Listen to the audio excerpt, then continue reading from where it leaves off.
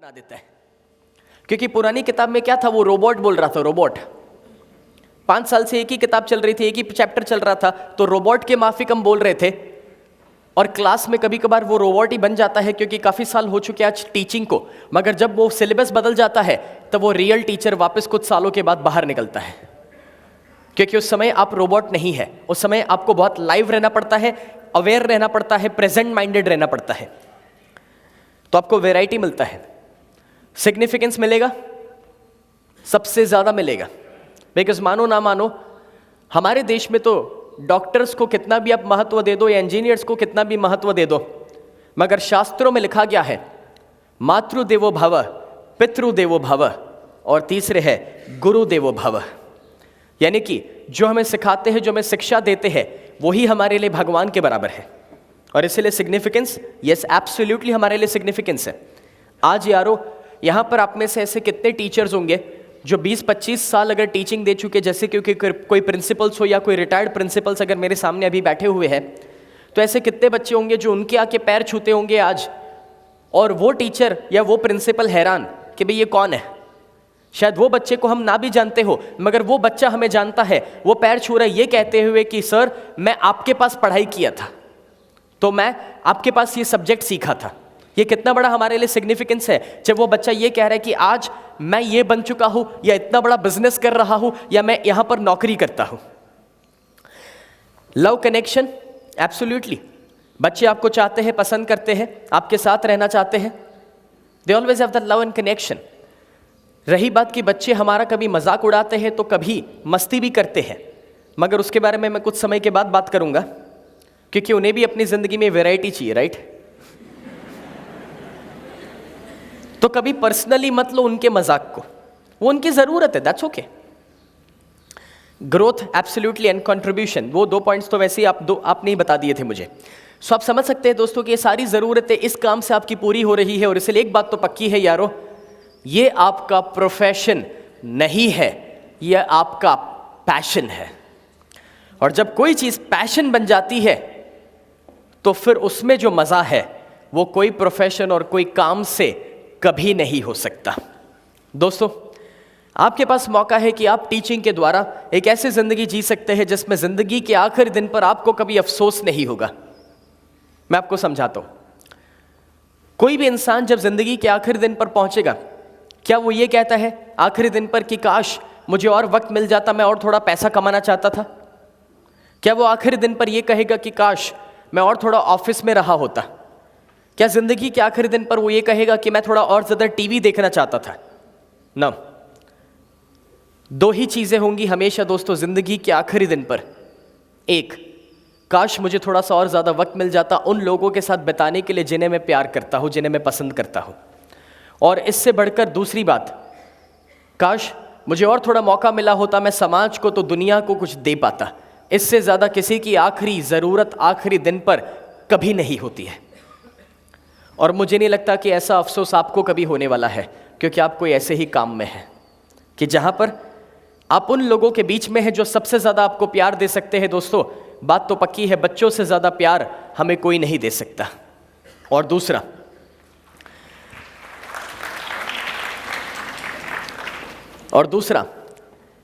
कि जो कंट्रीब्यूशन का काम हम समाज के लिए कर रहे हैं, जो समाज को एक अच्छा भविष्य दे रहे हैं, ऐसा कंट्रीब्यूशन का काम शायद और कहीं से नहीं हो सकता है। जब दोस्तों अभी मैं चेयरमैन सर के साथ चेयरमैन की ऑफिस में बैठा था, तब उन्होंने एक सुंदर बात, जब सर आए, प्रिंसिपल साहब जब आए, तब वो बताते हैं कि मुझे बताते हैं कि यही है जिनकी बदौलत आज पीपी सवानी का बहुत बड़ा नाम हुआ।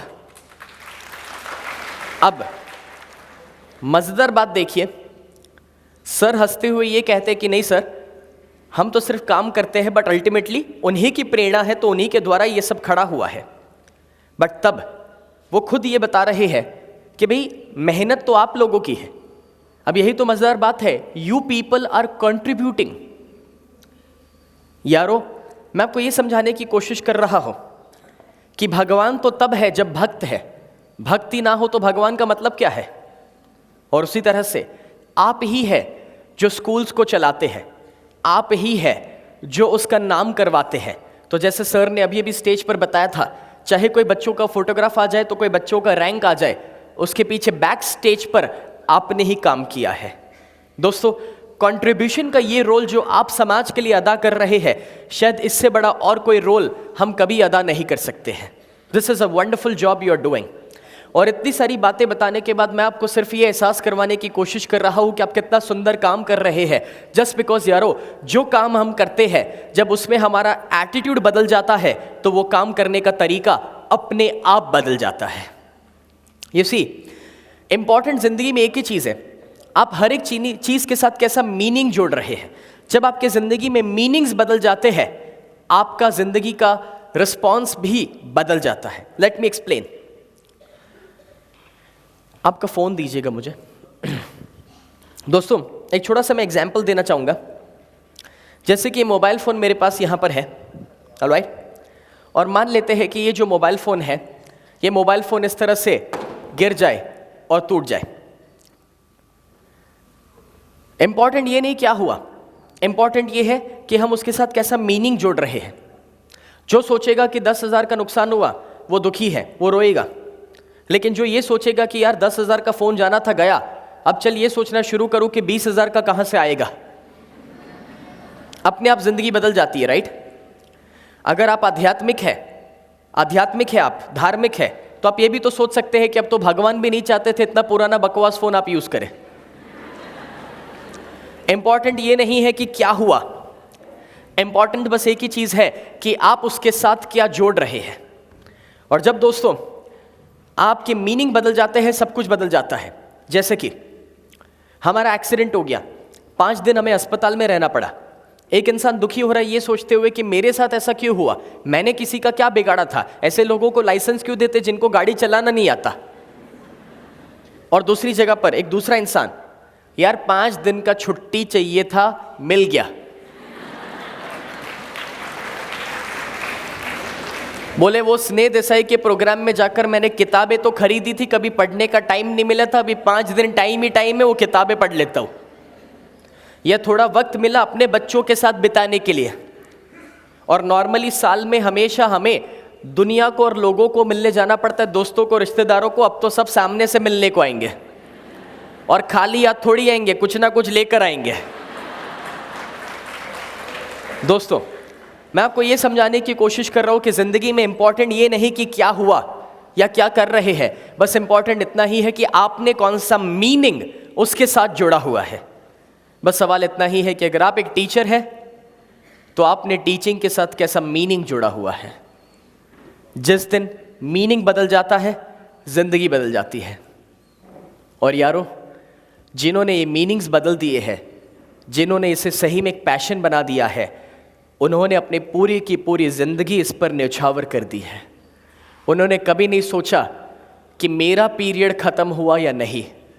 उन्होंने कभी नहीं सोचा कि मेरा काम करने का वक्त ख़त्म हुआ या नहीं, मेरी छुट्टी है या नहीं। मुझे दोस्तों अभी अभी जब मैं वो चेयरमैन की कैबिन में था, तब सर ने बताया कि जब ये स्कूल बनी थी तब उन्होंने बाजू में ही एक रूम बनवा लिया था, जहाँ पर ही वो रहते थे, सोते थे, बैठते थे, काम करते थे। और तब वो बताते हैं कि भाई कोई भी चीज़ को शुरू करने के लिए हमेशा अपना सब कुछ दे देना पड़ता है। एंड दैट्स माई क्वेश्चन कि as a teacher are we ready to give everything. दोस्तों, अगर सही में आपके अंदर वो पैशन है तो मैं आपको बताऊं कि कोई भी बच्चा आपको परेशान नहीं कर सकता, कोई भी बच्चा आपको दुखी नहीं कर सकता।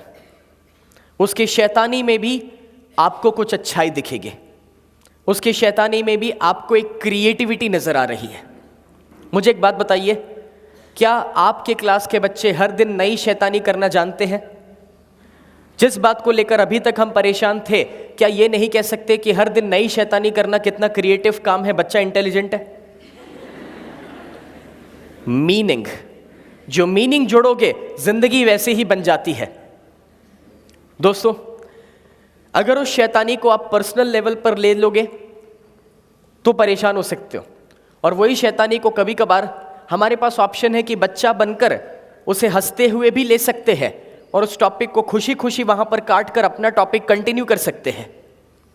और दूसरा ऑप्शन है कि गुस्सा होकर, नाराज होकर चिल्ला सकते हैं, अपना मूड खराब कर सकते हैं और फिर कुछ समझाएंगे, क्या लगता है समझा पाएंगे? It's all about the meanings you attach. अब सुनिए, मैं बता रहा था कि बच्चों को जो कुछ भी वो लोग करना पसंद करते हैं, क्यों करना पसंद करते हैं। एग्जाम्पल, चलिए अब यहाँ पर 6 ज़रूरतें आपके सामने हैं। मैं आपसे पूछना चाहूँगा कि फेसबुक अगर उन्हें पसंद है तो फेसबुक के द्वारा उनकी कौन सी ज़रूरतें पूरी हो रही है, क्या आप मुझे बता सकते हैं? ऑलमोस्ट सभी, अगर आप शांति से सोचे तो। चलो हम सब साथ मिलकर एनालाइज करते हैं। सबसे पहले सर्टेनिटी। कौन सी सर्टेनिटी? कि भी हाँ, फेसबुक पर जाएंगे मज़ा आएगा, दैट्स सर्टेनिटी, राइट? एंटरटेनमेंट मिलेगा। अनसर्टेनिटी यानी कि वेराइटी क्या है? वेराइटी ये है कि हर दिन नए दोस्तों के नए स्टेटस अपडेट, तो नए फोटोग्राफ्स, वेराइटी। सिग्निफिकेंस क्या है? तो फेसबुक ने सिग्निफिकेंस बढ़ाने के लिए आपने देखा है वो लाइक बटन रखा है, लाइक बटन, लाइक करो, जितने ज़्यादा लाइक्स उतना ज़्यादा सिग्निफिकेंस। आपने देखा है बच्चों में कैसा कंपटीशन होता है कि देख तेरे फोटोग्राफ को 20 लाइक्स मिले, मुझे 25 लाइक्स मिले, राइट? सिग्निफिकेंस। फिर लव कनेक्शन क्या है वहाँ पर? आपने देखा होगा एक दूसरे के फोटोग्राफ पर और स्टेटस पर वो कमेंट करते हैं, कॉन्ग्रेचुलेशंस, थैंक यू वगैरह वगैरह, उन्हें लव कनेक्शन, वहाँ पर उनका एक ग्रुप बन रहा है। आज जितने दोस्त उनके फिजिकल दुनिया में नहीं है उतने दोस्त उनकी ऑनलाइन की दुनिया में है। और ग्रोथ कंट्रीब्यूशन हो या ना हो, लेकिन मज़ेदार बात देखो, 3 और उससे ज़्यादा ज़रूरत पूरी हो गई, वो उनकी आदत बन जाएगी, वो उससे बच नहीं पाते हैं। मुझे बताइए कि कोई भी किस्म के उनकी बुरी आदतें हैं तो वो बुरी आदतें उनकी कैसी ज़रूरतें पूरी करती हैं? दोस्तों, आपने देखा होगा बच्चों को बहुत बुरी आदतें आजकल जल्दी जल्दी लगने लगती है, चाहे वो तम्बाकू हो, सिगरेट या हुक्का। हम नहीं चाहते हैं कि उनके अंदर वो सब आए, मगर आजकल बहुत कॉमनली यंगस्टर्स और बच्चों में ये सब देखा जाता है। मैं आपको ये क्यों समझा रहा हूँ? क्योंकि उसके पीछे मैं आपको कुछ साइंस देने वाला हूँ कि कैसे आप उनको उससे बचा सकते हैं। बट पहले ये समझिए इस बातों को।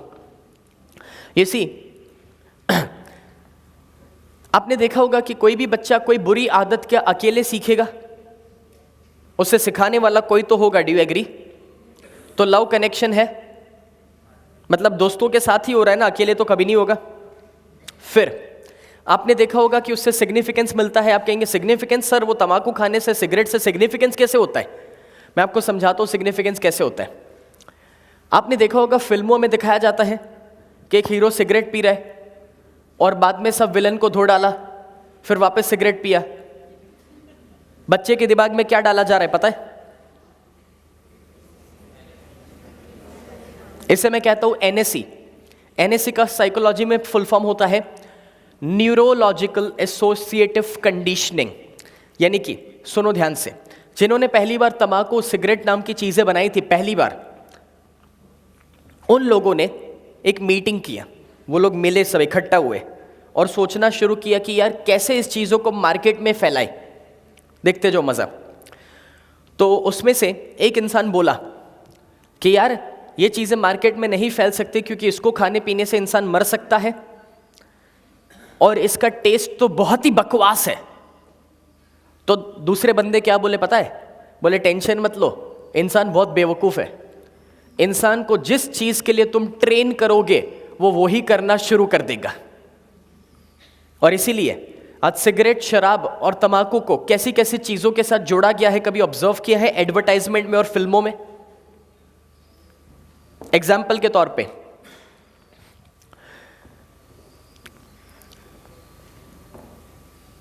ऊंचे लोग ऊंची पसंद। तो दिमाग में बच्चों को यह डाला गया कि भी तुमको ऊंचा आदमी बनना है तो ये खाना है। देखते जाओ कितने साइकोलॉजिकल प्रोग्रामिंग से बच्चे गुजर रहे हैं। और मैं आपको ये क्यों बता रहा हूं? क्योंकि आप ही है जो बच्चों को बहुत कुछ समझा सकते हैं। And that's why you people need to understand many of this psychological principles जो आज समाज में है। दिखाया जाता है कि एक हीरो और वो शराब ले रहा है, और शराब को किसके साथ जोड़ दिया गया है? मर्दानगी के साथ। फ्रेंड्स, जरा सोच कर देखिए कि शराब और मर्दानगी के साथ क्या लेना देना है। How do you count that? और कहां से ये लेना देना है ऊंचे लोग ऊंची पसंद, if you eat that thing you will be a great personality? No, ये सारे सालों के हमारे प्रोग्रामिंग्स हैं, फिल्मों के द्वारा, मीडिया के द्वारा, एडवर्टाइजमेंट्स के द्वारा। एंड सरप्राइजिंगली मुझे दुख होता है जब अच्छे अच्छे सेलिब्रिटीज जैसे कि शाहरुख खान या महेंद्र सिंह धोनी और ऐसे बड़े बड़े नाम ऐसी एडवर्टाइजमेंट्स के साथ जुड़ जाते हैं सिर्फ अपना स्वार्थ पाने के लिए। और अपने बच्चे क्या है, वो धोनी बनना चाहते हैं तो धोनी जो एडवर्टाइजमेंट करेगा वो प्रोडक्ट को यूज करना शुरू कर देते हैं। उनको ऐसा लगता है धोनी ये ले रहा है, जबकि उनको ये नहीं मालूम कि जितने सेलिब्रिटीज जो एडवर्टाइजमेंट करते हैं वो साबुन और तेल कभी उन्होंने इस्तेमाल तक नहीं किया है। लेकिन ये एनएससीज होते हैं, यानी कि माइंड में ऐसे कंडीशनिंग्स जोड़े जाते हैं और उस कंडीशनिंग से ही हम सभी जिंदगी जी रहे हैं। दोस्तों, जब इस बातों को आप समझ रहे हैं तो इवन मैं आपको बता दूं कि उनकी बुरी आदतें उन्हें लव कनेक्शन दे रही है, सिग्निफिकेंस दे रही है, वेराइटी दे रही है कि भाई चलो कुछ अलग ट्राई करते हैं, राइट। एंड सर्टेनिटी इस बात की कि भाई ये खाने से मन में ये अवस्था आ जाती है, बिकॉज कुछ तो साइड इफेक्ट वो अपने बॉडी को दे रहा है या मन को दे रहा है, राइट ना। फ्रेंड्स, जब इस बातों को आप समझ रहे हैं तो मैं आपको समझाने की ये कोशिश कर रहा हूं कि अब आप ये सोचना शुरू कीजिए कि कैसे आप ये सारी ज़रूरतों को पढ़ाई के साथ जोड़ सकते हैं, अपने सब्जेक्ट के साथ जोड़ सकते हैं, अपने क्लास के साथ जोड़ सकते हैं। चलिए अब मैं आपसे ही जानना चाहता हूं और सुनना चाहता हूं कि सर्टेनिटी फैक्टर कैसे हम बच्चों में ला सकते हैं पढ़ाई के रेफरेंस में, तो अपने सब्जेक्ट के रेफरेंस में। सोचिए, कोई बताना चाहेगा? आप नहीं बताएंगे तो मैं तो हूं मेरा वही काम है। बट मैं क्यों चाहता हूं कि आप सोचें, बिकॉज मैं चाहता हूं कि वो आइडिया अगर आपसे निकला तो वो बेस्ट आइडिया होगा, मेरे से निकला तो आप नहीं अपनाने वाले हैं। ऐसा हमेशा होता है कि सुनकर हम जाते हैं, ताली बजाकर बदलाव कभी नहीं आता, मगर वही आइडिया आपके अंदर से निकल गया ना तो वो ज़रूर आप अप्लाई करने वाले हैं। इसलिए मैं आपको थोड़ा मोटिवेट कर रहा हूं कि आप कुछ बताएं। जैसे सबसे पहला पॉइंट, बच्चों के अंदर हम सर्टेनिटी पढ़ाई के रेफरेंस में इस तरह से ला सकते हैं कि उनको ज़्यादा से ज़्यादा अपने क्लास के दौरान एग्जाम्पल्स दीजिए कि पढ़ाई फ्यूचर में उन्हें कहाँ लेकर जा सकती है, पढ़ाई के द्वारा उनका फ्यूचर कैसे अच्छा हो सकता है, पढ़ाई कितनी ज़रूरी है आज के ज़माने में, तो आज के समाज में डिग्री की कितनी वैल्यू है, तो अच्छे परसेंटेज लाने से कैसी यूनिवर्सिटी में उनको एडमिशन्स मिल सकते हैं। ये सब चीज़ आप करते हैं, बस फ़र्क इतना है अब अलग नज़रिए से करने वाले हैं, राइट। अब दोस्तों, मैं चाहता हूँ कि हर एक क्लास एक स्टडी क्लास तो हो ही, मगर हल्का सा इंस्पिरेशन क्लास भी बनना चाहिए, वो हल्का सा एक मोटिवेशन वाला क्लास, राइट। तो आप उन्हें कुछ ना कुछ ऐसे मोटिवेशन दे सकते हैं जो उनकी ज़िंदगी के साथ कनेक्ट करे, जो उनको पढ़ाई के लिए मोटिवेट करे, ओके। उनके लिए अनसर्टेनिटी तो वैरायटी क्या हो सकती है, उसके लिए आपको कभी कभार क्लास में खुद एक जोकर बनना पड़ेगा।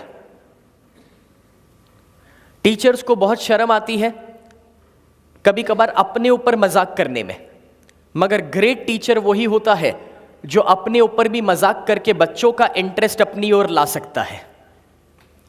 जब मैं ये कह रहा हूं तो दोस्तों, कभी अपने आप को भी एक ड्रामा आर्टिस्ट बना दो स्टेज पर, कभी एक आध एक्टिंग तो एक आध ड्रामा तो एक आध जोक जो टॉपिक के साथ कहीं जुड़ा हुआ है, तो एक आध स्टोरी तो एक आध कहानी, थोड़ी वेराइटी दो। एक ही तरीके से पढ़ाने का कोई मतलब नहीं है। ये सारी बातें मैं अपने नेक्स्ट सेशन में तो बहुत कुछ मैं डिस्कस करूंगा, मगर अभी इस टॉपिक के साथ थोड़ी जो जुड़ी हुई बातें हैं वो शेयर कर रहा हूँ। सिग्निफिकेंस कैसे दे सकते हैं? सिग्निफिकेंस इस तरह से दे सकते हैं कि जो बच्चा कुछ भी अच्छा करे तो उसे हाईलाइट किया जाए क्लास में। किसी के अच्छे परसेंटेज आए तो वो सही, तो कोई अच्छा कुछ परफॉर्म किया तो वो, तो कुछ अच्छी चीज़ें बनाकर लेकर आया तो वो। मैं आपको कहना चाहूँगा इस मोड़ पर कि कभी भी जो वीक बच्चे हैं, तो जो फेल होते हैं, उन्हें कभी हाईलाइट मत करो, उनका मजाक कभी मत बनाओ, ये कभी नहीं होना चाहिए। ऐसा करने से बच्चों का अगर ईगो हर्ट हो गया ना, तो समझ लीजिए कि वो आपके साथ कभी दूसरी बार जुड़ नहीं पाएंगे, ना ही आपके क्लास में इंटरेस्ट ले पाएंगे। तो कुछ भी अच्छा वो कर रहे हैं उन्हें सिग्निफिकेंस दीजिए, उनकी तारीफ कीजिए, उन्हें अप्रिशिएट कीजिए। आज शाम को मैं 7,500 बच्चों के साथ काम करने वाला हूं एक साथ। अगर आप में से किसी का भी शाम के प्रोग्राम में अगर भी आना हुआ तो सिर्फ आप देखना कि मैं बच्चों को टैकल कैसे करता हूं। सिर्फ शब्दों के द्वारा वो टैकल होने वाले हैं, कोई मुझे वहां पर वॉलंटियर्स या टीचर्स की ज़रूरत भी नहीं होने वाली है। आप कहेंगे सर आप हमारे बच्चों को नहीं जानते, मगर यारो मैं उनकी साइकोलॉजी को जानता हूं। मैं ये जानता हूं कि कैसे उनसे काम निकलवाना है, और वो 7,000 बच्चे भी शाम को पिन ड्रॉप साइलेंस डिसिप्लिन में रहने वाले हैं। देखते जाइए मज़ा। वो तो शाम को जब प्रोग्राम होगा तभी पता चलेगा, समय ही बताएगा। बट यारो मैं ये कह रहा हूँ कि थोड़ा सा उनको महत्व देना और काम अपने आप हो जाता है, और शाम को मैं वही करने वाला हूँ। मैं स्टेज पर आके उनकी कुछ ऐसी तारीफ करना शुरू करूंगा, बाद में वो कुछ बोल ही नहीं पाएंगे। नॉर्मली लोग क्या करते हैं, बच्चों आपको चुपचाप रहना है, आवाज नहीं करनी है, ऐसा वैसा। कोई सुनने वाला नहीं है, ज्यादा आवाज करेंगे। You have to change the way you treat them, right? Love and connection. दोस्तों, अगर आप बच्चों को प्यार देना शुरू करें, लव कनेक्शन, एग्जाम्पल के तौर पे कोशिश करो कि बच्चों के साथ आप पर्सनली भी जुड़ पाए। जिस तरह से मैं कोशिश कर रहा हूं कि 2-3 लोगों को कुछ पर्सनली पूछा तो कुछ पर्सनली बात की, यस दैट कैन वर्क। तो क्लास खत्म हुआ, फिर जाने से पहले 2 मिनट खड़े रहो। कोई बच्चे पर्सनली आपको मिलने आना चाहते हैं तो कुछ करीब आकर दिखाना चाहते हैं, दिखाने दो। स्टाफ रूम में कभी आना चाहते हैं, बिंदास आने दो।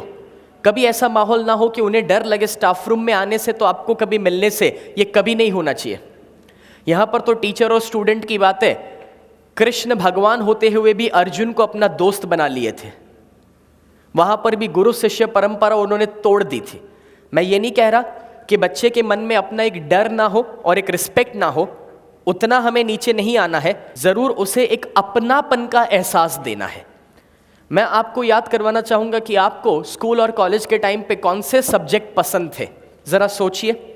और जब आप ये सोचेंगे कि आपको कौन से सब्जेक्ट पसंद थे, तो 90% केस में, मानो या ना मानो, उस सब्जेक्ट के टीचर आपको पसंद थे। ज़रा सोच कर देखिए।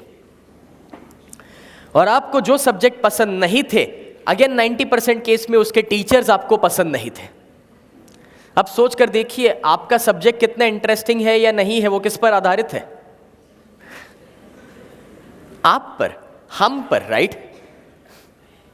दोस्तों, मैं यहां पर यह समझाने की कोशिश कर रहा हूं कि अगर मैं ये क्लास यहां पर ले रहा हूं तो क्या है जो आपको यहां पर बिठा के रखेगा? क्या है जो बिना ब्रेक आपको मैं यहां पर बिठा सकता हूं? क्या है जो आपको यहां पर उठने से रोकेगा या यहां पर आपको ध्यान आजू बाजू नहीं जाने देगा, सिर्फ इसीलिए क्योंकि आपको बोल दिया है कि आपको बैठना है? नो, आपके पास दुनिया भर के बहाने हैं। सर इमरजेंसी आ गया, सर बाथरूम, सर मोबाइल। मगर एक ही चीज़ है जो आपको यहाँ पर बनाए रखेगी। अगर आप मुझे पसंद करेंगे, मेरा सिखाने का तरीका पसंद करेंगे, आप यहाँ पर बैठे रहेंगे। बाकी कोई फैक्टर काउंट नहीं करता है आपको यहाँ पर बैठाने के लिए। और अगर ये बात सच है तो आपके क्लास में भी वही बात सच होने वाली है, राइट?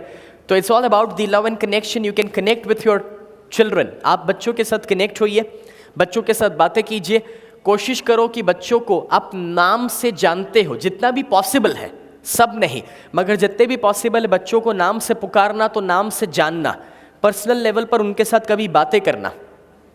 दोस्तों, ये सारे पॉइंट्स तो ठीक है, हम समझ पा रहे हैं, मगर अब यहाँ पर मैं आपको कुछ प्रैक्टिकल आइडियाज़ देने वाला हूँ कि जो एज अ टीचर आप अपना सकते हैं और अपने हर एक क्लास को बहुत इंटरेस्टिंग बना सकते हैं और बच्चों को अपने साथ कनेक्ट कर सकते हैं। So I am gonna share a topic called कि कैसे आप एक गुड टीचर से ग्रेट टीचर बन सकते हैं। ऑलराइट? और जब ये सब्जेक्ट मैं यहाँ पर लेने जा रहा हूँ तो मैं चाहूँगा कि वो पॉइंट्स भी आप नोट बनाएं, बिकॉज बहुत सारे पॉइंट्स हैं जो अब मैं आपके साथ डिस्कस करने वाला हूँ। What makes a great teacher?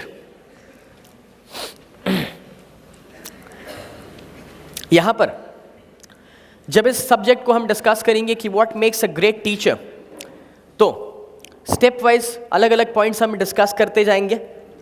सबसे पहले तो जो मैं आपको आगे बता ही चुका हूँ, एंड दैट इज कि ये हमारा प्रोफेशन नहीं है।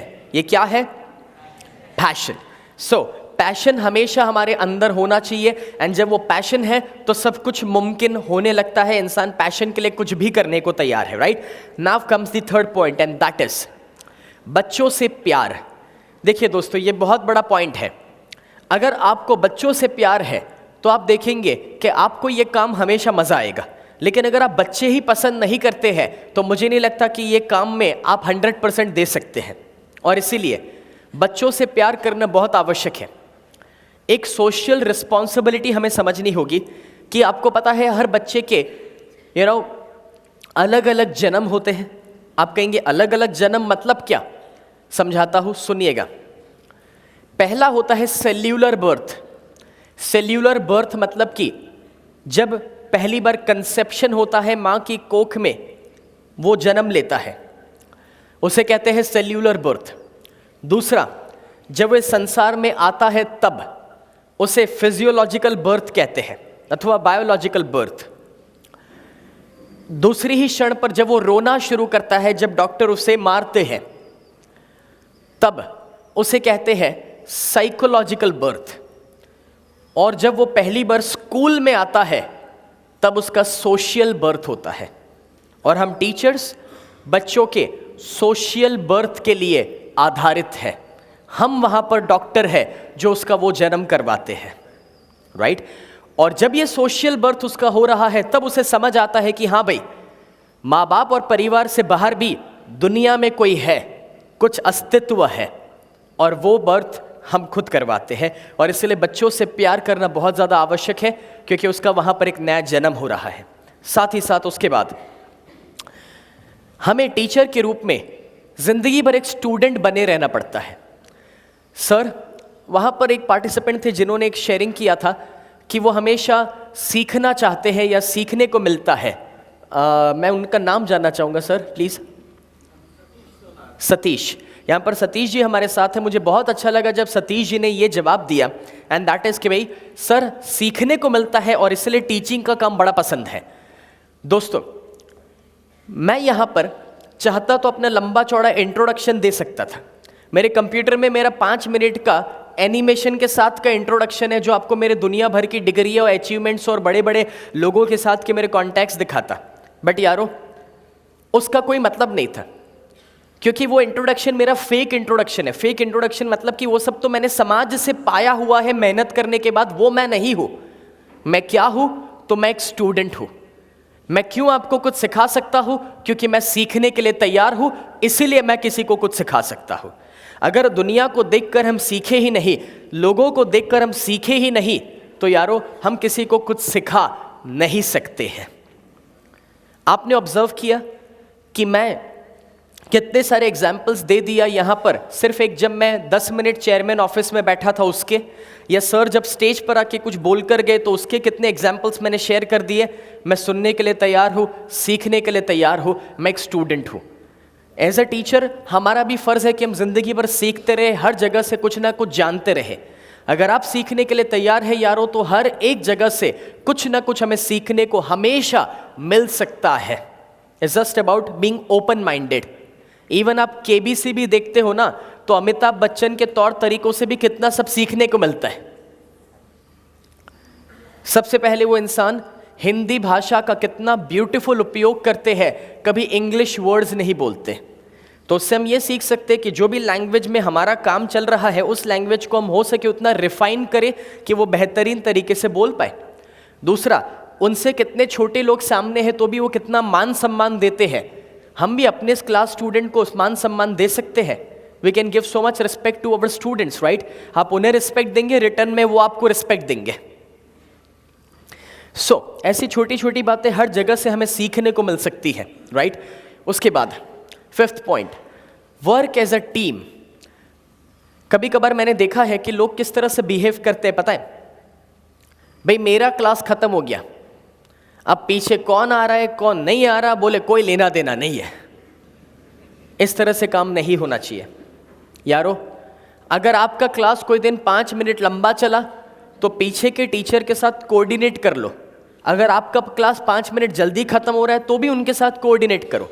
सी, आप एक यूनिट है, आप एक टीम है। आप कोई अकेले नहीं है कि भाई मेरा सिलेबस खत्म, मेरा सब्जेक्ट खत्म, मेरा काम खत्म। नो, आपको भी तो ये ध्यान रखना पड़ेगा कि कोई दूसरे टीचर का सिलेबस अगर खत्म नहीं हुआ है क्योंकि वो टीचर कभी बेचारे बीमार हो गए थे इसलिए कुछ दिन क्लास नहीं ले पाए थे, तो हमारा भी फर्ज बनता है कि अपने क्लास में से 10 मिनट उनको अगर एक्स्ट्रा मिल सकता है तो उनको हम पास करें या कोई पीरियड अपना उन्हें दे। तो ऐसा भी हो सकता है कि उनकी जगह पर कभी हमें क्लास लेने जाना पड़े। यारो, वी आर अ टीम। कभी अपने स्वार्थ को ध्यान में रखकर हमें काम नहीं करना है।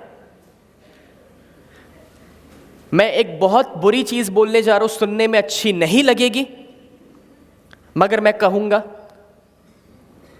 क्योंकि वो तो उन्हीं को अच्छी नहीं लगेगी जो वैसा करना चाहते हैं, और उन्हें बहुत अच्छा लगेगा सुनकर जो मेरे शब्दों के साथ सहमत है और ऐसा नहीं करते हैं कि यारो हमें स्टाफ रूम में बैठे रहने का पैसा नहीं मिलता है।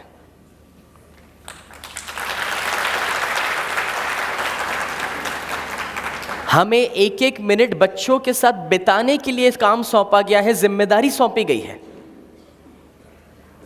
मैं बताऊं कि कोई आपका पीरियड फ्री हो गया कोई भी वजह को लेकर, हमारी जिम्मेदारी बनती है कि कोई भी क्लास अगर खाली है वी कैन गो देयर। आपने 3 इडियट्स मूवी देखा था, आपने उसमें आमिर खान का एक बच्चे का रूप देखा था जब वो कुछ उसमें एक ही चीज़ दिखाते थे कि वो क्या करता कि हर एक क्लास में अलग अलग क्लास में जाकर बैठ जाता, उसकी क्लास के टीचर नहीं है तो कोई और क्लास में जाके बैठ जाता, सीखते रहता। टीचर भी तो वो कर सकता है, आपका क्लास नहीं है तो कोई और क्लास खाली है जहाँ पर टीचर नहीं है वहाँ पर भी आप चाहे तो जा सकते हैं। You can do so much. भले वहाँ पर जाकर बच्चों को गेम खिलाओ, उसमें प्रॉब्लम नहीं है, मगर बच्चों को बिजी रखो, बच्चों को उसमें से भी कुछ लर्निंग्स देते रहो, कुछ मोटिवेशनल कहानी बताओ। क्या फ़र्क पड़ता है यार, आपने पेपर में अच्छा आर्टिकल पढ़ा था, कोई अच्छा आर्टिकल शेयर करो बच्चों के साथ। But you can do so much. बस एक सही एटीट्यूड, सब कुछ हो सकता है। मुझे आपको बताने की ज़रूरत नहीं कि आप क्या कर सकते हैं, वो आप जानते हैं। बस सवाल इतना ही है, अगर हम करना चाहते हैं तो हम ज़रूर कर सकते हैं, right? So, work as a team, not just as an individual, okay? Here comes the 6th point. Flexibility रखना बहुत आवश्यक है। देखिए, बच्चे हर तरह से हर बार अपने विचारों से तो अपने समझ से काम नहीं करने वाले। बच्चों के खुद के विचार है और उनकी खुद की सोच है। आपको कभी कभार अपने आप को बदलना पड़ेगा तो ढालना पड़ेगा उनकी तरह से। और एक बहुत बड़ी बात यारो, कभी भी कोई भी बच्चों के साथ हमें कोई नफरत, तो कोई दुख, तो कोई मानसिक लड़ाई लेकर बाहर नहीं निकलना है क्लास से। नो, अगर उस बच्चे के बुरे बिहेवियर के साथ आप बुरा बिहेवियर कर रहे हैं तो मुझे बताइए कि उस बच्चे में और हम में फ़र्क ही क्या है। मैंने बहुत बार देखा है दोस्तों कि टीचर्स कभी कभार कुछ बच्चों को जब नफ़रत करने लगते हैं तो उनके परफॉर्मेंस पर इफ़ेक्ट आने लगता है, उनके रिजल्ट्स में, तो उनके मार्क्स में फ़र्क आने लगता है, तो उनके साथ उनका व्यवहार बदल जाता है। तो कभी अलग अलग किस्म के टॉन्ट्स उन्हें सुनने को मिलते हैं। ऐसा नहीं होना चाहिए यारो। ये तो ऐसी बात हो गई कि बच्चों के साथ हम भी पागलों की तरह बच्चे बन रहे। टीचर के रूप में हमें अपनी मैच्योरिटी रखनी होगी, हमें ठंडा रहना पड़ेगा। कुछ भी हो जाए हमें गुस्सा नहीं आना चाहिए, कुछ भी हो जाए हमारे अंदर नाराज़गी कभी नहीं आनी चाहिए। वो जैसे है वैसे उन्हें आपको स्वीकारना होगा। आप मुझे बताइए कि आपके घर पे अगर आपके खुद के बच्चे हैं तो वो कभी आपके साथ बुरा व्यवहार नहीं करते? ज़रूर करते हैं। तो क्या आप उन्हें कहते हैं घर से निकल जाओ? तो कैसे आप उन्हें क्लास से निकाल सकते हैं, ज़रा मुझे बताइए? सिर्फ इसीलिए क्योंकि आप उन्हें अपना बच्चा नहीं मानते हैं? बट मानो या ना मानो, माँ बाप जब बच्चों को आपके पास भेजते हैं तो यही सोच कर भेजते हैं कि यार ये मेरे बच्चे की अच्छी देखभाल करेंगे, इसे अपना बच्चा समझेंगे।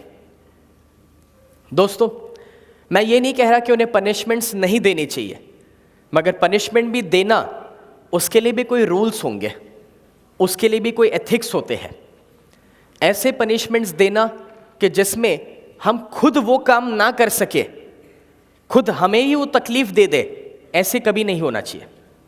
कभी कभार हमें भी पेपरों में पढ़ने को मिलता है कि कोई स्कूल्स में कोई बच्चे को ऐसी पनिशमेंट दे दी कि वो बच्चा ही ना रहा, तो कभी वो बच्चा बीमार हो गया, तो कभी उसके साथ किसी ने बहुत बुरा सलूक कर लिया।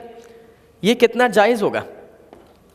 हमें इस बातों को ध्यान में रखना होगा दोस्तों कि पहली प्रायोरिटी स्कूल में बच्चों की सेफ्टी है, बाकी सब कुछ बाद में, और ये फैक्टर हमें कभी नहीं भूलना है।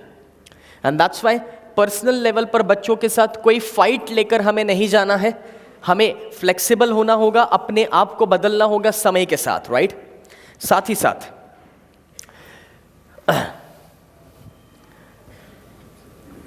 कनेक्ट विद द स्टूडेंट्स, हो सके उतने बच्चों के साथ कनेक्ट हो।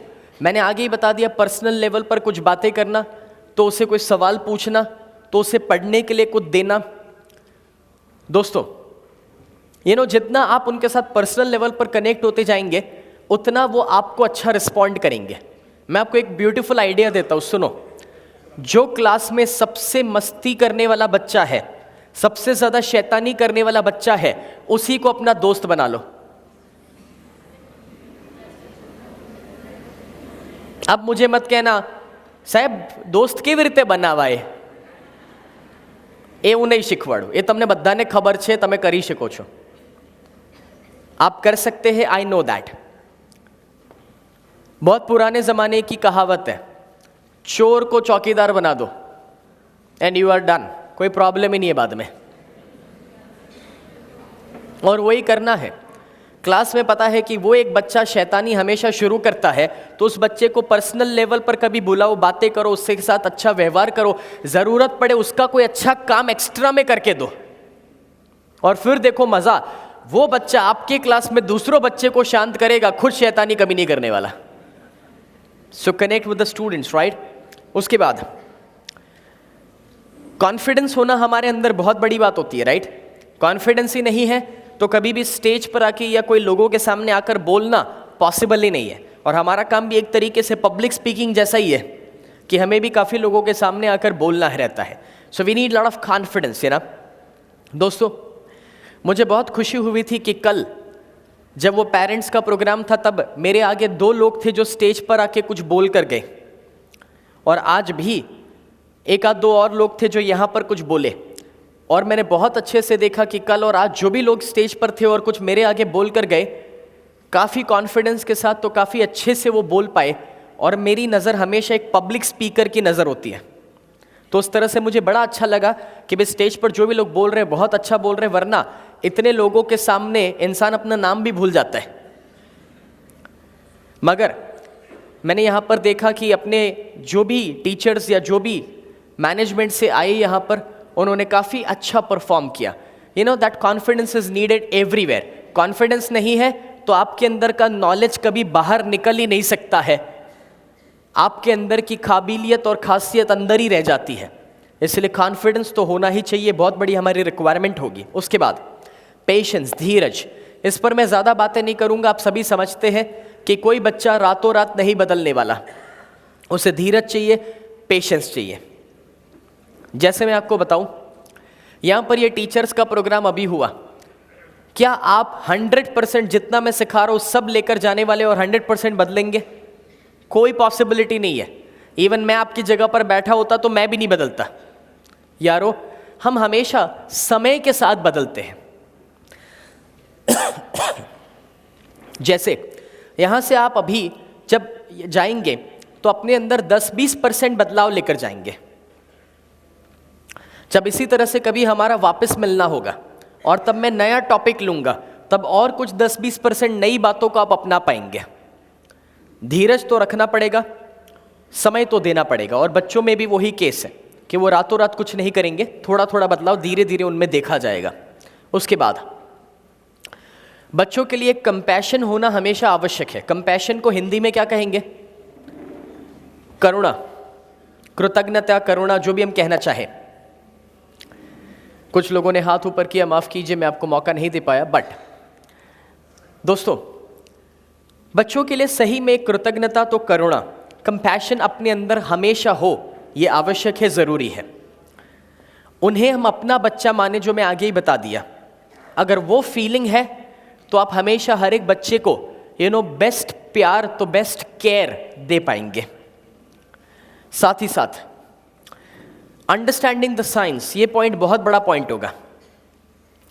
ऐसा बहुत बार देखा जाता है कि हम बच्चों की कभी कभार साइंस नहीं समझ पाते कि वो क्या कहना चाहते हैं। देखिए दोस्तों, हर एक बच्चे एक्सप्रेसिव ना भी हो, हर एक बच्चे दिल खोलकर आपको सब कुछ ना बता पाए। उस समय ये ज़रूरी होता है कि बच्चे का चेहरा देखकर, तो उसकी बॉडी लैंग्वेज देखकर आप समझे कि वो कहीं बीमार है, तो कहीं उसे कोई तकलीफ है, तो कोई परेशानी है। दोस्तों, जब ये बात मैं कह रहा हूँ तो उसकी बॉडी लैंग्वेज को हमें ऑब्जर्व करना होगा। हर एक बच्चे इजीली बोल नहीं पाते हैं, हर एक बच्चे अपने अंदर की भावनाओं को बता नहीं पाएंगे, हर एक बच्चे क्लास में सवाल नहीं पूछ पाएंगे, हर एक बच्चे इजीली ये नहीं कह पाएंगे कि मैडम मुझे समझ में नहीं आया है। और उस समय उसकी बॉडी लैंग्वेज को देखकर आपको ही उसे ढूंढना होगा, पकड़ना होगा और कहना होगा, बेटा क्या आप समझ पाए हैं? अगर नहीं समझ में आया हो तो मुझे बताइए, मैं वापस समझाता हूँ। तो कहीं उसका चेहरा देखकर क्लास खत्म हो जाए, उसके बाद उसके अकेले में मिलिए और पूछिए क्या प्रॉब्लम है बेटा, किसी ने कुछ कहा? एट टाइम्स स्कूल में और बच्चों के बीच में बुलिंग चलते रहते हैं। बुलिंग समझते आप? खींचातानी, एक दूसरे का मजाक, इंसल्ट करना, तो कभी मारपीट भी हो जाती है। उस केसों में कभी कभार कुछ अच्छे बच्चे भी उसका शिकार बन जाते हैं और बेचारे अच्छे हैं मगर तो भी वो अपना सही रास्ता भटक जाते हैं और तब उसे सहारे की ज़रूरत होती है। उस समय दोस्तों शायद उसके मम्मी पापा घर पे ना समझ पाए कि उनके बच्चों के साथ स्कूल में क्या हो रहा है, ना हमने कभी देखा हो, मगर उसकी बॉडी लैंग्वेज, तो उसका चेहरा, तो उसका रिजल्ट, तो उसका परफॉर्मेंस देखते हुए आपको उसे पकड़ना होगा। अगर आप बच्चों के रिजल्ट्स ध्यान में रखेंगे तो कोई बच्चा 85% ला रहा था और अब एग्जाम में 75% आ गया कोई दिन, तो उसे अकेले में मिलो, उससे बात करो कि बेटा तुम्हारे ये 10% कम क्यों हुए, तुम्हारे 5% बढ़ने चाहिए थे, कम हो गए, क्या हुआ पिछले 3 महीने में, तुम फोकस क्यों नहीं कर पा रहे, तुम क्यों पढ़ाई नहीं कर पा रहे? कहीं पर दोस्तों का इश्यूज है, कहीं पर टीवी का इश्यू है, कहीं पर वीडियो गेम का इश्यू है, पता नहीं क्या क्या होता है बच्चों के बीच में, राइट? बट उस समय वो साइंस होती है, सिंबल्स होते हैं, उसे आपको समझना होगा, राइट? उसी तरह से हर एक टॉपिक को अलग तरीके से समझाने की कोशिश कीजिए। जैसे एग्जाम्पल, क्लास में रोमियो और जूलियट का एक क्लास है, एक चैप्टर है इंग्लिश में। हम चाहे तो किसी को, एक लड़के को चुना और उसे कहा कि भाई जितने भी रोमियो के डायलॉग है तुझे बोलने हैं, और कोई और एक लड़की को चुना या एक और पार्टिसिपेंट को चुना और कहा कि भाई किसी और कैरेक्टर के डायलॉग तुम्हें बोलने हैं। और क्लास में जैसे कि एक ड्रामा का माहौल बन जाए, 3-4 कैरेक्टर्स हो गए और वो कुछ अपने अपने डायलॉग्स पढ़ रहे हैं और क्लास सिर्फ उस बच्चों को देख रहा है और सुन रहा है। उससे जो उनको लर्निंग मिलेगा वो कभी वो चैप्टर पढ़ के लर्निंग उतना फास्ट कभी नहीं मिल सकता। मैं आपको समझाना चाहूँगा एक बहुत ही ब्यूटीफुल मेमोरी का, साइकोलॉजी का प्रिंसिपल। हम जो पढ़ते हैं वो सिर्फ हमें 10% याद रहता है, हम जो सुनते हैं वो 20% याद रहता है। इसका मतलब ये हुआ कि स्कूल में अभी तक हम जो तरीका अपना रहे थे पढ़ना और सुनना, वो सिर्फ 20% ही हमें आउटपुट दे रहा था, बाकी सब मेहनत पानी में जा रहा था। मगर क्या आपको ये पता है कि बच्चा कोई चीज़ देखता है तो उसे 30% याद रहता है, वही चीज़ अगर देखेगा और सुनेगा तो 50% उसे याद रहता है। और इसीलिए ज़रूरत जब पड़े तब कोई डायग्राम्स दिखाओ, फोटोग्राफ्स दिखाओ, ड्रॉ करके दिखाओ। आजकल टेक्नोलॉजी कॉमन हो चुकी है, कोई चीज़ समझाने के लिए यूट्यूब पर भी उसके वीडियोस मिल जाते हैं, तो गूगल पर सर्च करने पर डायग्राम्स और फोटोग्राफ्स भी इजीली मिल जाते हैं। अगर अपने पास पॉसिबिलिटी है ऐसा कुछ टेक्नोलॉजी का इस्तेमाल करना और दिखाना तो अच्छी बात है, ना भी हो तो कोई चीज़ प्रिंट निकलवा कर भी हम लेकर आ सकते हैं। दोस्तों हमेशा याद रखिए, आपको ये बहाना देने की ज़रूरत नहीं कि हमारी स्कूल में ऐसा नहीं है। नो, कोई भी अच्छा नया काम आप शुरू करोगे तो कोई आपको ना कहने वाला नहीं है, ये हकीकत है। सिर्फ आपको शुरू करने की देर है। और अगर आप कुछ नया आइडिया देंगे और मैनेजमेंट को समझ में आया और अच्छा लगा, तो क्या पता सब क्लासरूम के लिए वो सिस्टम भी डेवलप करवाई जाए। मगर वो सब तो तब होगा जब हम नए आइडियाज प्रेजेंट कर पाएंगे, right. So the point is कि समझाने के अलग अलग तरीके डेवलप करने, अलग अलग एग्जाम्पल्स, तो अलग अलग रेफरेंसेस। उसी तरह से डेडिकेशन टू एक्सीलेंस। आपके नॉर्मली क्लास कितने वक्त के लिए होते हैं, जरा मैं जानना चाहूंगा। कितने मिनट का, मतलब एक पीरियड होता है आपका? 45 minutes? What are they saying? I can't hear. 35, okay. 35 minutes का हमारा एक क्लास होता है दोस्तों। Now you see the point is कि अगर 35 मिनट का हमारा एक क्लास है, तो नॉर्मली कभी कभार कुछ टीचर का साइकोलॉजी क्या है पता है, कि भाई कैसे ये 35 मिनट पूरे हो जाए। भाई 35 मिनट पूरा करवा માટે તમને નથી મોકલ્યા। You have a responsibility in those 35 minutes, और वो रिस्पॉन्सिबिलिटी को आपको पूरा करना होगा। आपको समझना पड़ेगा दोस्तों कि वो 35 मिनट, ये मत सोचिए कि कैसे मैं निकाल दूं, खत्म हो जाए मेरा period. Instead dedication to excellence का मीनिंग है कि कैसे वो 35 मिनट मैं अपना बेस्ट एनर्जी, तो बेस्ट इनपुट दे दो, जिससे बच्चों को बेस्ट आउटपुट मिल पाए। दोस्तों मेरे पास भी ऑप्शन है, मुझे बोला गया है भाई इतने बजे खत्म करना है, उतने बजे मैं खत्म कर दूं, कुछ ना कुछ टाइम पास करते रहो, कुछ वीडियोस दिखाते रहो। I have all the options you see, but उसका क्या मतलब होगा? It's not my job, right. मुझे यहाँ पर एक रिस्पॉन्सिबिलिटी के साथ भेजा गया है, और वो ऑब्जेक्टिव रिस्पॉन्सिबिलिटी ये है कि भी सामने जो टीचर्स है उनके विचारों में, तो उनके एटीट्यूड में कुछ मैं बदलाव लेकर आऊं। और वो बदलाव जब तक नहीं आता है तब तक मुझे घड़ी देखने की जरूरत नहीं है, तब तक मुझे ये देखने की जरूरत नहीं कि मेरा काम खत्म हुआ या नहीं। तो मैं आपको यही समझाने की कोशिश कर रहा हूं कि 35 मिनट का जब आपको एक क्लास दिया गया है, तो मैं आपको याद करवाना चाहूंगा, आपने चक दे इंडिया मूवी देखा था? उसका फाइनल मैच से पहले शाहरुख खान कुछ कहते हैं अपनी टीम से, याद है? वो कहते हैं 70 मिनट है आपके पास। मैं भी आपसे कहना चाहता हूं आपके पास है 35 मिनट। और सुनो उस डायलॉग को वापस, और जरा सोच कर देखो कि उस क्लास में जाने से पहले अगर इस एहसास के साथ हम जाए कि इस 35 मिनट कैसे मैं अपना बेस्ट दे सकता हूं, और अगर सही में हर एक पीरियड के लिए ये सोचना शुरू कर दे, तो जरा सोच कर देखिए कि क्या आउटपुट्स बच्चों को मिलना शुरू हो जाएंगे। सच तो ये है दोस्तों, यहां पर जो लोग इंग्लिश समझ सकते हैं वो एक बहुत ही सुंदर वाक्य समझ पाएंगे। What people can do is amazing. Again, I'm repeating. What people can do is amazing, but what people actually do is disappointing. इसे मैं ट्रांसलेट करता हूं कि हम जो कर सकते हैं वो तो बहुत जबरदस्त है, मगर हम जो करते हैं वो बहुत निराशाजनक है। આપણે જે કરી શકીએ છીએ એ તો ખૂબ જ સુંદર છે, પણ આપણે જે કરીએ છીએ એ ક્યારે એવું નથી હોતું।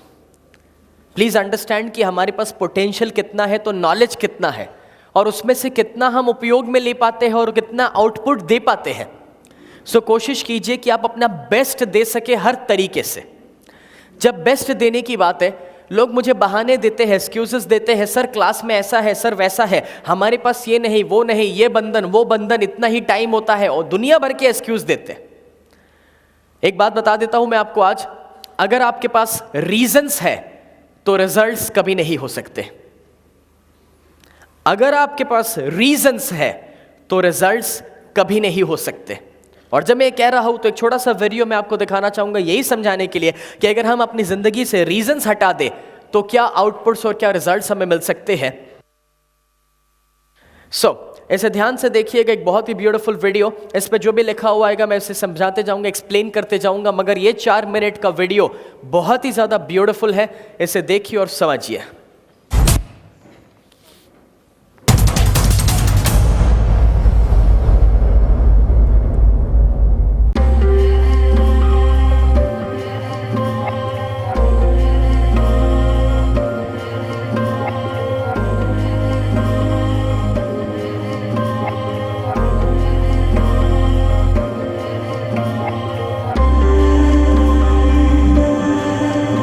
जैसे कि किसी ने कहा कि शब्द ही है जो सब कुछ कह सकते हैं। शब्दों के अलावा आप किसी को कुछ नहीं कह सकते, मगर एक इंसान ने शब्दों के बिना कितना सब कुछ कह दिया।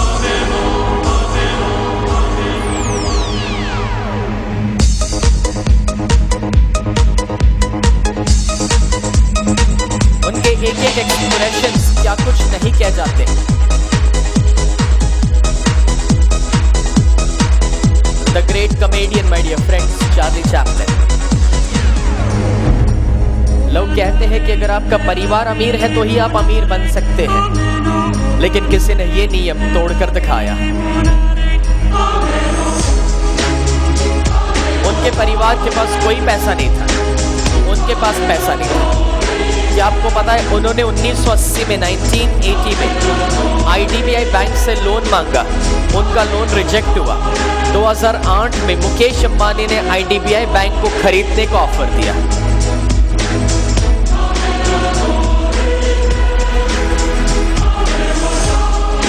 The great visionary Dhirubhai Ambani.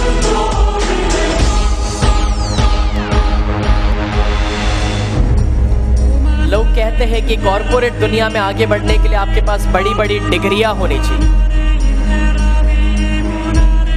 मगर एक इंसान जिन्होंने माइक्रोसॉफ्ट कंपनी को बनाया, दुनिया के सबसे अमीर आदमी बिल गेट्स, क्या आपको पता है उनके पास कॉलेज का कोई डिग्री नहीं, कोई ग्रेजुएशन नहीं, और उनके हाथ के नीचे PhD किए हुए लोग आज भी काम करते हैं।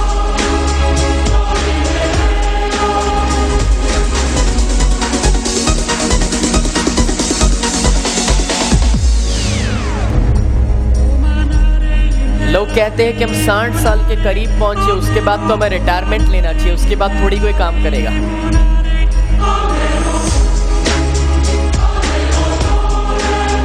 कौन है? अमिताभ बच्चन। आज उनका उम्र है 69 में भी 70, और आज इस उम्र पर भी वो फिल्मों को सिंगल हैंडेडली चला रहे, और किसी के पिता के रोल में नहीं, आज भी वो फ्रंट लाइन हीरो के रोल में आता है एट द एज ऑफ 69, और दुनिया से कहते हैं बुढ़ा होगा तेरा बाप।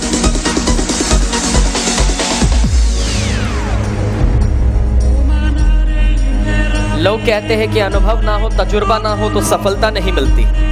मैं आपको एक ऐसे इंसान से मिलवाऊं जो सिर्फ 16 साल की उम्र पे इंटरनेशनल क्रिकेट में आए थे।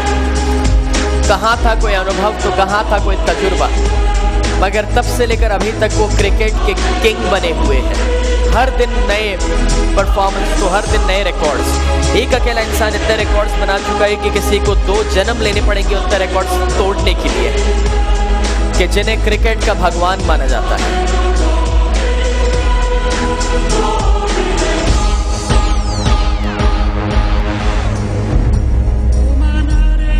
लोग कहते हैं कि सपने अपनी औकात के मुताबिक देखने चाहिए, मगर मैं आपको एक ऐसे इंसान से मिलवाऊं जिस बेचारे बच्चे को स्कूल से निकाल दिया गया था। उसने लोगों के घर पे न्यूज़पेपर डालने का काम किया।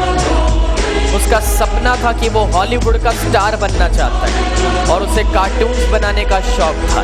अपने कार्टून्स को लेकर जब वो पहली बार हॉलीवुड में पहुंचा तो उसके जिंदगी के पहले 2 कार्टून्स थे, Mickey mouse and Donald duck. The creator of Disney, Walt Disney.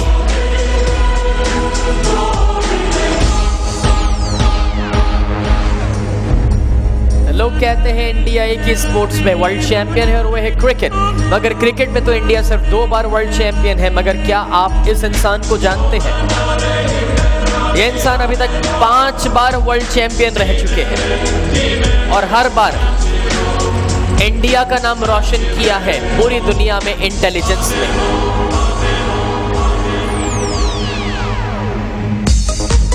लोग कहते हैं कि एक मामूली इंसान कभी कोई बड़ी ऊंचाई नहीं पा सकते।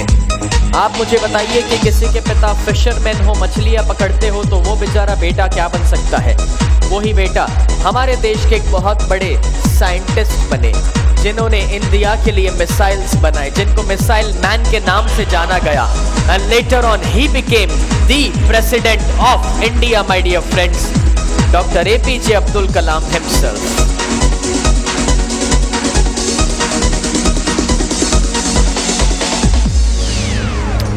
लोग लोग कहते हैं कि एक अकेला इंसान कभी कोई बदलाव नहीं ला सकता, मगर सच तो यह है, इतिहास गवाह है कि एक अकेले इंसान ने पूरा इतिहास बदल दिया था। He was a one man army, एक ऐसे इंसान जिन्होंने पूरे ब्रिटिश गवर्नमेंट को हिला के रख दिया था। Father of the nation, Mahatma Gandhi.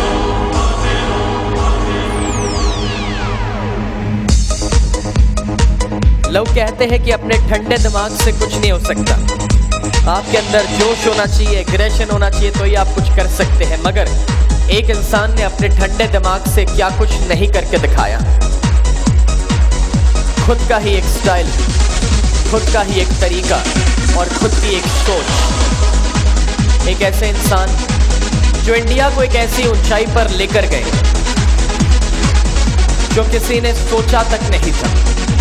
And मानो या ना मानो, he repeated the history for India after 28 long years.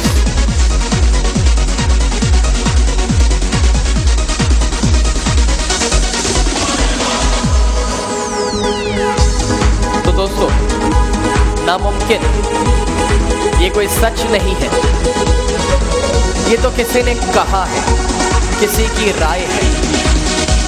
ऐसा कुछ नहीं है जो आप चाहे और ना कर सके, क्योंकि इम्पॉसिबल खुद हमें कहता है आई एम पॉसिबल। हम नामुमकिन को भी मुमकिन कर सकते हैं, सिर्फ हमें अपने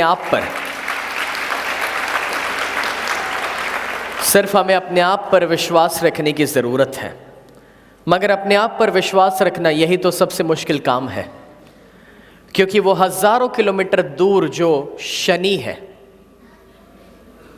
उस पर हमें पूरा भरोसा है,